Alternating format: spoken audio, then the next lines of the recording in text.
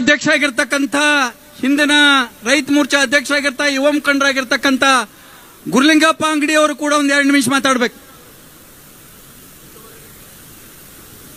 ಇವತ್ತು ಕಾಂಗ್ರೆಸ್ ಸರ್ಕಾರದ ಬೆಲೆ ಏರಿಕೆ, ಭ್ರಷ್ಟಾಚಾರ, ರೈತರಿಗೆ ಕೃಷಿ ಉಪಯೋಗ ಇರ್ತಕ್ಕಂಥ ಎಲ್ಲ ಯೋಜನೆಯನ್ನು ಬಂದ್ ಮಾಡಿ ಇವತ್ತು ಗುತ್ತಿಗೆದಾರರಿಗೆ ಇವತ್ತು ಸಾವಿರಾರು ಕೋಟಿ ಬಿಲ್ ಮಾಡದೆ ಇವತ್ತು ಗುತ್ತಿಗೆದಾರರು ರೋಡಿಗೆ ಬಂದಿದ್ದಾರೆ.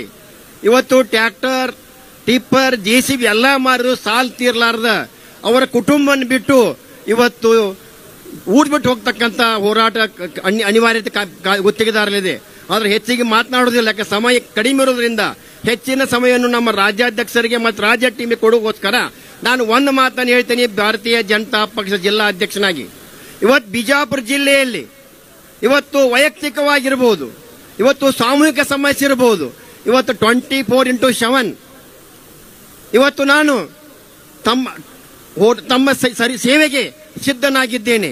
ಇವತ್ತು ನಮ್ಮ ಪದಾಧಿಕಾರಿ ಇರಬಹುದು, ಭಾರತೀಯ ಜನತಾ ಪಕ್ಷದ ಕಾರ್ಯಕರ್ತ ಇರಬಹುದು, ಎಲ್ಲರನ್ನು ಒಳಗೊಂಡು ಇವತ್ತು ನಮ್ಮ ರಾಜ್ಯದ ರಾಜ್ಯಾಧ್ಯಕ್ಷ ಅಂತ BY ವಿಜೇಂದ್ರಣ್ಣವರ ಮಾರ್ಗದರ್ಶನದಲ್ಲಿ, ರಾಜ್ಯ ನಾಯಕರ ಮಾರ್ಗದರ್ಶನದಲ್ಲಿ, ಇವತ್ತು ಬಿಜಾಪುರ ಜಿಲ್ಲೆಯ ಎಲ್ಲ ನಾಯಕರ ಮಾರ್ಗದರ್ಶನದಲ್ಲಿ ಬಿಜಾಪುರದಲ್ಲಿ ವೈಯಕ್ತಿಕವಾಗಿರಬಹುದು, ರೈತರಿಗಿರಬಹುದು, ಜನ ಕೂಲಿ ಕಾರ್ಮಿಕರಿಗಿರಬಹುದು, ಏನ ಸಮಸ್ಯೆ ಬಂದರೂ ನಿಮ್ಮ ಮನೆ ಒಬ್ಬ ಆಳಾಗಿ ಕೆಲಸ ಮಾಡಿ ಇವತ್ತು ಭಾರತೀಯ ಜನತಾ ಪಕ್ಷ ಒಂದು ಗಟ್ಟಿತನವನ್ನ ಕಾಂಗ್ರೆಸ್ ಸರ್ಕಾರವನ್ನು ಎಚ್ಚರಿಸಲಿಕ್ಕೆ ನಾ ಸಿದ್ಧವಾಗಿದ್ದೇನೆ.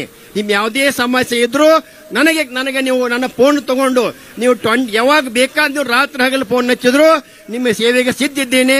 ಅದಕ್ಕಾಗಿ ತಾವೆಲ್ಲರೂ ನನಗೆ ಸಹಕಾರ ಕೊಡಬೇಕು ಅಂತಕ್ಕಂಥ ಮಾತನ್ನು ಹೇಳುತ್ತಾ ನಾ ಜಿಲ್ಲಾಧ್ಯಕ್ಷನಾಗಿ ನಿಮ್ಮ ಮನೆಗೆ ಬರ್ತಾ ಇದ್ದೀನಿ, ಮನೆಗೆ ಬರ್ತಾ ಇದ್ದೀನಿ.